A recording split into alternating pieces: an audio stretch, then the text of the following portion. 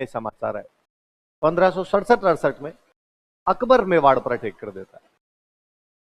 कौन अटैक कर देता है? नया नया मुगल बादशाह बना था अकबर वापस, कि बाबर भारत के अंदर मुगल बादशाह बना था, लेकिन बाबर को भारत में राज करने का टाइम ही नहीं मिला। लगातार उसने 4 युद्ध लड़े थे अपने। 26 में पानीपत लड़ा था, 27 में खानवा के अंदर आया, 28 में चंदेरी लड़ता है, 29 में घाघरा लड़ता है और 30 में मर जाता है। उसने तो बेचारे ने 4 युद्ध लड़े, 5वें साल तो वो खत्म ही हो गया। बाबर के बाद आया था हुमायूं। हुमायूं को शेरशाह सूरी ने पीट पाट के निकाल दिया था यहाँ से, तो शेरशाह सूरी को वापस टाइम नहीं मिला।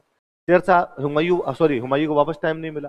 हुमायूं वापस आया, आने के थोड़े दिन बाद में एक दिन लाइब्रेरी से उतर रहा था, थोड़ा नशा पता ज्यादा किया हुआ था, पता नहीं कौन सा नशा करता था, ये भी नहीं समझ में आया। लड़खड़ाया, लड़खड़ाने से उसकी भी क्या हो गई? मृत्यु। अब नया मुगल बादशाह कौन बना? अकबर। अकबर शुरुआत में छोटा था, थोड़ा बड़ा हुआ, जब उसके हाथ में सत्ता आई तो उसको लगा यार जीतना चाहिए अपने को। उसे पता था कि उत्तर भारत जीतने के लिए मेवाड़ जीतना जरूरी है। क्या जीतना जरूरी है? उत्तर भारत में हिंदुओं की सबसे बड़ी कोई रियासत थी तो कौन सी थी? मेवाड़। और यदि मेवाड़ कंट्रोल में आ जाता है तो बाकी वाले वैसे ही आ जाएंगे, बाकी वाले सरेंडर कर देंगे वैसे के वैसे। तो अपने आप इसने कहां पर अटैक कर दिया? मेवाड़ में। कब अटैक करता है? देख लो। अब जब अकबर वाले अटैक की बात आई तो मेवाड़ वाले बैठे, मेवाड़ वालों ने कहा भाई अकबर का अटैक होने वाला है, क्या किया जाए? करना है क्या? लड़ाई कर लेंगे। पहले भी तो अटैक होते ही थे, लड़ाई की जाती थी। किसी ने कहा कि नहीं यार, अपने अब तक का जो लड़ने का तरीका था ना वो गलत था, चेंज किए जाए। गलत नहीं था तो कम से कम उसमें चेंज तो किए जाने चाहिए। तो क्या चेंज किया जाना चाहिए? पिछले वाले में क्या कमियां थी? तो पिछले वाले में ये थी कि दुश्मन का बड़ा अटैक होता, अपनी थोड़ी सेना होती तो अपने साका करते थे। क्या किए जाते थे? पहले तो किले की गेट बंद करके अंदर बैठा करते थे, बाहर वाला बाहर से चला जाया करता था, और यदि नहीं जाता, किले का अनाज पानी खत्म होता, तब क्या किया करते थे? साका। साके का मतलब है सब मरेंगे, साके में कोई नहीं बचेगा। बस साका होता ही युद्ध का अंतिम विकल्प था, कि साके का मतलब है दुश्मन को जितनी हानि पहुंचाई जा सकती है उतनी पहुंचाओ, तो वो उस लड़ाई के अंदर तो मरना ही है सारे। तो क्या हो गई दिक्कत कि देखो पहला साका हुआ था 1303 वाला, रतन सिंह जी मर गए, बाकी डंके डंके सारे लोग मर गए थे। अपने को वापस चित्तौड़ लेने में 23 साल लग गए। 1303 में रतन सिंह जी मरे, हमीर वापस कब्जा करता है 1326 में। क्यों? कोई ढंग का बंदा ही नहीं बचा जो वापस ले सके, वापस लड़ सके। हाँ यार ये बात तो सही है। कहे 1535 में कर्मावती वाला साका, सारे के सारे मर गए। अपने पास ढंग का बंदा नहीं था जो चित्तौड़ का शासन संभाल सके, इसलिए किसको देना पड़ गया था? बनवीर। और बनवीर ने ज्यादा नहीं तो 2-3 साल के लिए अव्यवस्था उत्पन्न करके रखी थी। तो ये बात भी सही है। तो क्या किया जाए? तो इस बार आधे लोग तो लड़ेंगे, आधे लोग पहले बाहर चले जाओ, ताकि यदि अंदर वाले मर जाएं तो बाहर वाले वापस किला लेने का प्रयास तो करें, लड़ाई तो जारी रखें, लड़ाई खत्म तो नहीं हो। कहा यार ये बात सही है। तो अंदर कौन रहेगा और बाहर कौन जाएगा? कहा बाहर जाएंगे उदय सिंह जी। उदय सिंह का दिमाग खराब है, किला मेरा और मैं ही बाहर जाऊंगा। कहा सर आप बाहर जाइए, क्योंकि आप राजा है। यदि राजा जिंदा रहता है ना तो जनता का हौसला जिंदा रहता है, और जनता को लगता है कि भले ही युद्ध का कोई नतीजा रहा हो लेकिन हमारा राजा वापस हमारा किला प्राप्त कर लेगा, हमारा राजा वापस राज्य प्राप्त कर लेगा। और जब राजा मर जाता है ना तो लोगों का मोरल डाउन होता है, और लोगों को लगता है यार अब तो अपने क्या ही करेंगे, अपने तो राजा जी मर गए। राजा नहीं, पूरा राज परिवार बाहर जाओ। राज परिवार को कोई हानि नहीं पहुंचनी चाहिए। राज परिवार को बचा लेंगे तो राज परिवार के साथ में जनता अपने आप जुड़ जाती है, जनता और इकट्ठी हो जाएगी, आप नई सेना बना लोगे, नई सेना बना के लड़ लोगे।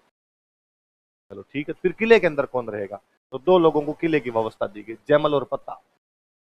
कौन कौन 2 लोग थे? साढ़े बहनों ही थे आपस के अंदर। जयमल की बहन की शादी पत्ता के साथ की हुई थी। पत्ता, जयमल वास्तव में मेड़ता का राजा था। कहां का राजा था? अभी देखो खानवा वाले युद्ध में हमने लिखा था कि मेड़ता से वीरमदेव जी गए थे, पढ़ा था। वीरमदेव जी के जो बेटे थे उनका नाम क्या था?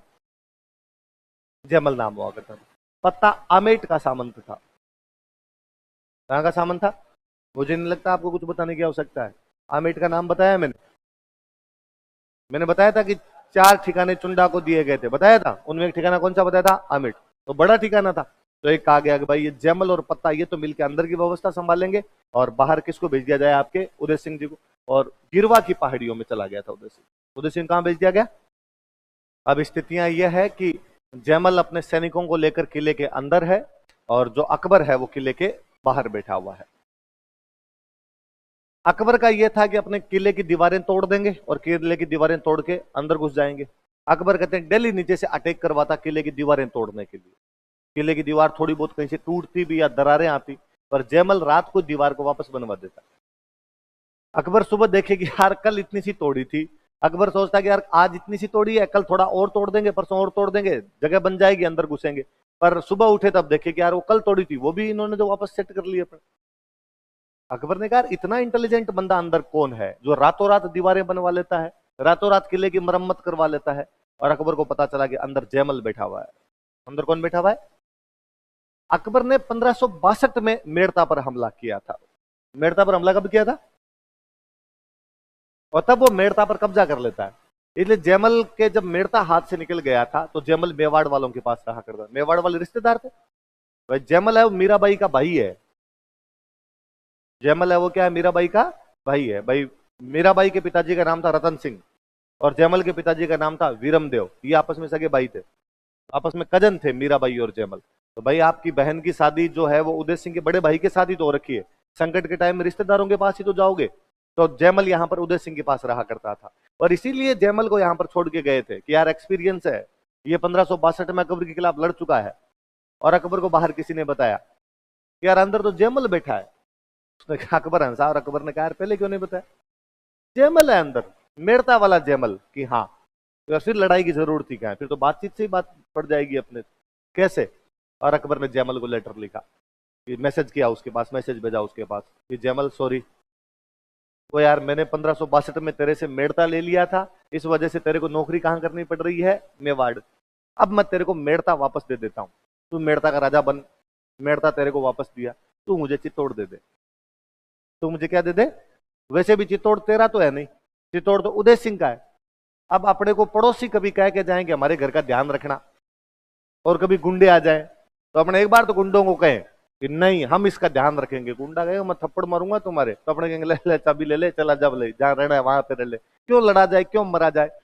तो उसने जयमल कहा यार तू क्यों लड़ रहा है इनके लिए, मेवाड़ वालों के लिए? तू मेड़ता ले ले और मुझे क्या दे दे? चित्तौड़ दे दे।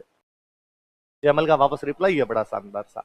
उसने जयमल को कहा कि भाई किला तेरा तो है नहीं, किला तो किसका है? उदय सिंह का है, इसलिए किला देने में तेरे तो हर्ज क्या है? तो उसने कहा कि नहीं, कि ये जो किला है ये किला दीवान जी मुझे ही दे के गए हैं, और दीवान जी मुझे दे के गए हैं तो किले का मालिक कौन हूं? मैं हूं, और मेरे रहते किले के अंदर कोई भी घुस नहीं सकता। कि कुंचा ज्यों चित्रकूट रीन दीदी मोहि दीवान, कि है गढ़ मारो हूं धनी, कि गढ़ मेरा है और इसका मालिक मैं हूं। असुर फिरे किम आन, और दुश्मन की औकात नहीं अंदर घुस सके। कुंचा, कुंचा मतलब क्या होती? चाबी। कुंचा ज्यों चित्रकूट रही, कि जैसे चित्रकूट की चाबियां दीदी मोहि दीवान, दीवान जी मुझे दे के गए हैं। मेवाड़ के राजा क्या बोलते थे? दीवान। उदय सिंह जी चाबियां मुझे दे के गए हैं, किला मेरा है, किले का मालिक मैं हूं, और मैं तुम्हें किसी भी हालत के अंदर किला नहीं दूंगा। जब तक मैं जिंदा हूं किले में कोई प्रवेश नहीं कर पाएगा। अकबर को लगा यार मामला सेंटी होता जा रहा है थोड़ा ज्यादा, जयमल ने तो इमोशनली कर रखा है पूरा। तो उसने जयमल के पास वापस रिप्लाई भेजा। उसने कहा जयमल कोई बात नहीं यार, ऐसे यूं इतना सेंटी होने की भी आवश्यकता नहीं है। मैं तेरे को मेड़ता तो दूंगा, साथ में नागौर और दे दूंगा। साथ में क्या दे दूंगा? एक के साथ एक फ्री, मेड़ता भी ले ले और नागौर भी ले ले, इतना बड़ा राजा बन जाएगा तू। और मुझे केवल क्या दे दे तू? चित्तौड़। जयमल का वापस और शानदार रिप्लाई, भूख न मेटे मेड़तोर, नाम मेटे नागौर, और रजवट भूख अनोखड़ी मरिया मिटा चित्तौड़। ये तुम्हारे मेड़ते और नागौर से भूख नहीं मिटने वाली है, ये तो वीरता की भूख है, मिटने पे मरने पे मिटेगी। फिर अब सीधी सी बात थी, अब ये मानने वाले नहीं है। फिर लड़ाई की गई।